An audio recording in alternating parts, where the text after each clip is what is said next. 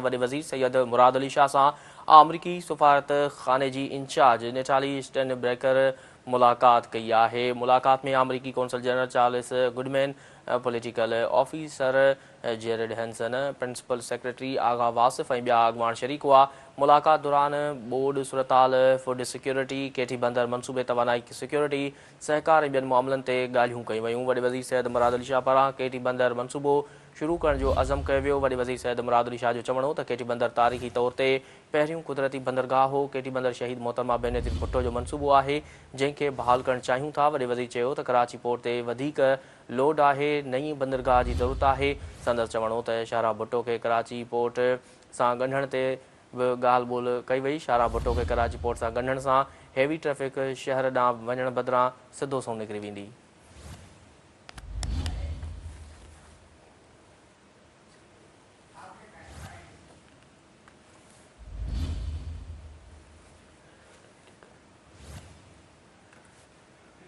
अमरीकी सफ़ारतखाने जे in charge नेटाली Asian baker चयो त अमरीकी कंपनियुनि जा आला अमलदार जल्द सिंध जो दौरो कंदा।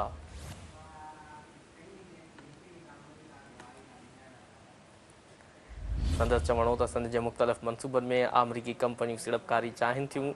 वॾे वज़ीर सैयद मुराद अली शाह जो चवणो त हू अमरीकी सीड़पकारनि सां भरपूर नमूने सहकार कंदा।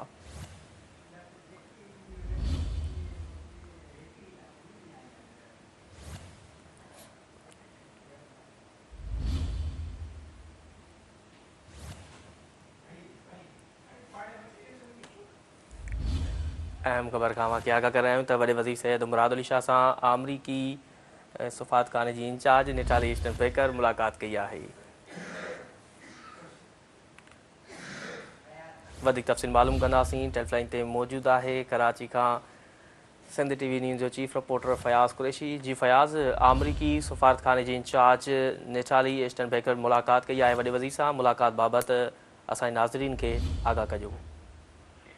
बिल्कुलु अब्दुल क़यूम, वॾे वज़ीर सैयद मुराद अली शाह सां अमेरिका जी नाज़िमुल उमूर मिस नेटाली एश्टन जेका बेकर आहे उन मुलाक़ात कई। मुलाक़ात में अमेरिकी consul general Charles Goodman, political officer Jared Hanson ऐं प्रिंसिपल सेक्रेटरी वॾो वज़ीर समेत ॿिया अमलदार जेके मुलाक़ात में मौजूदु हुया। ॿोधी सूरताल, ख़ुराक जी जेका तहफ़ुज़, केटी बंदर मनसूबे, तवानाई ऐं जेका सिक्योरिटी, सहकार ऐं सीड़पकारी जे मामलनि ते ख़्यालनि जी ॾे वठि कई वई। वॾे वज़ीर केटी बंदर प्रोजेक्ट शुरू करण जे हवाले सां पंहिंजे अज़म जो इज़हार कयो। संदसि चवणो त इहो तारीख़ी तौरु पहिरियों कुदरती पोर्ट हुयो ऐं शहीद मोहतरमा बेनज़ीर भुट्टो जो इहो मनसूबो हुयो जंहिंखे असां बहाल करणु चाहियूं था ऐं हिन कराची पोर्ट ते तमामु घणो लोड आहे, नए पोर्ट जी ज़रूरत आहे। मुलाक़ात में शाहिर भुट्टो खे कराची पोर्ट सां मिलाइण ते बि ख़्यालनि जी ॾे वठि कई वई ऐं शाहिर भुट्टो खे कराची पोर्ट सां ॻंढण जे ख़ासि तौर ते जेका शहर में ॻरी जेका ट्रैफ़िक आहे उनखे सिधो जेको ॿाहिरि कढण जे हवाले सां रस्तो मिलंदो। वॾे वज़ीर जो चवणु हुयो त हिन हवाले सां काफ़ी जेको कमु अकबरो थी चुको आहे।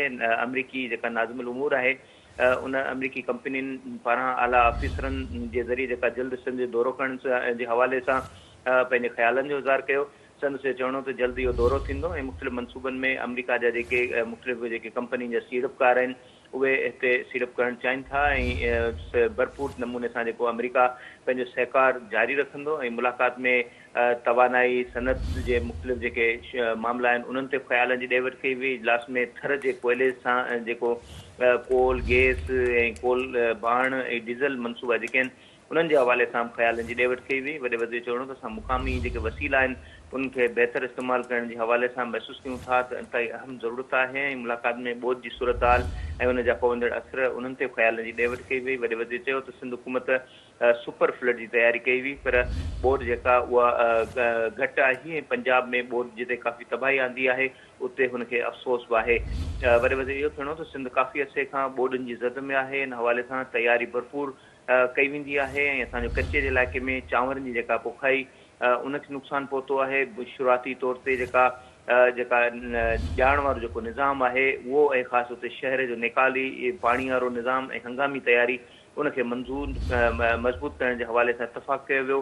ख़ुराक, पाणी ऐं सफ़ाई सुथराई जे हवाले सां गॾियल क़ौमुनि ऐं समाजी तंज़ीमुनि जे ज़रिए लॻभॻि $2 बिलियन जी जेका फ़राहमी जे हवाले सां ख़्यालनि जो इज़हार कयो वियो। अमरीकी फ़ौजी इमदाद ख़ासि तौर ते बेड़ियूं टेंट पलंग ऐं पाणी जा जेके पंप आहिनि उन्हनि जे हवाले सां रेस्क्यू जी फरहमी ते बि ख़्यालनि जी ॾे वठि कई हुई। कणिक जो फसल घटि लहण ऐं ईंदड़ जेको महीननि में खुराक जी जेका खोट आहे उन्हनि ते बि ख़्याल वीचारे मुख़्तलिफ़ मामलनि ते इतफ़ाक़ कयो वियो।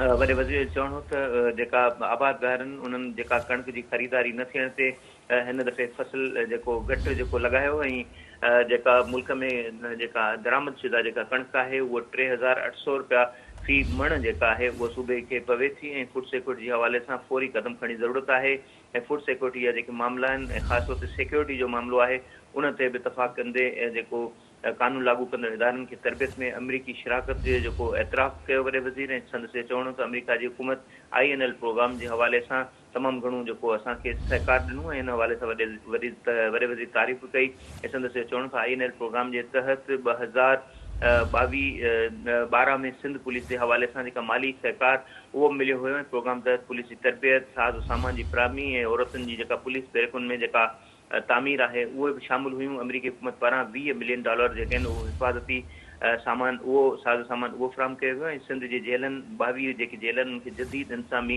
निज़ाम सां ॻंढण जे हवाले सां बि जेके सहकार हासिल रहियो। त हैदराबाद में जेल अमलो उनजी तरबियती इदारनि जे क़याम खे साराहियो वियो ऐं अमरीकी नाज़िमुल अमूर निटाली एस्टन बेकर DSP मनीषा रोपिता जी जेका आर्मी काउंसिल में जेका नुमाइंदगी हुई उन ते बि संदसि तारीफ़ कई। मुलाक़ात में इंतिहा पसंदी जे ख़िलाफ़ खयल क़दम ऐं कम्यूनिटी जी हिफ़ाज़त तोड़े ॿियनि मामलनि ते ख़्याल वीचारींदे वॾे वज़ीर जो चवणो हुयो त ख़ुसूसी माण्हुनि जी जेका तरबियत ऐं इन जे हवाले सां सहकार उन ते बि अॻिभराई कई वई आहे। अमरीकी कंपनियूं ॿुधण जे हवाले सां जेके ॿाहिरि महरूम आहिनि उन्हनि जी तालीम उन्हनि जो जेको मुलाज़मत जी जेका तरबियत आहे उन में बि दिलचस्पी जेको रखे थी ऐं अमरीकी नाज़िमुल अमूर जो चवणो हुयो त असां इन हवाले सां बि सहकार फराहम कंदासीं। वॾे वज़ीर सिंध हुकूमत पारां ख़ासि ॿारनि ऐं ख़ासि माण्हुनि जे हवाले सां तालीम तरबियत ऐं बहाली जे खयल क़दमनि जे हवाले सां बि आगाही ॾिनी ऐं अमरीकी इदारनि खां हवाले सां सहकार ते जेको संदसि चवणो हुयो त इहो इंतिहाई अहम हूंदो ऐं मुस्तक़बिल में इन सां बहितर नतीजा पिणु हासिल थींदा ऐं इहे माण्हू माशरे जा कारमद शहरी बणिजी सघंदा। जी अब्दुल कयूं। ठीकु आहे फयाज़, तफ़सील ॾियण लाइ वॾी महिरबानी।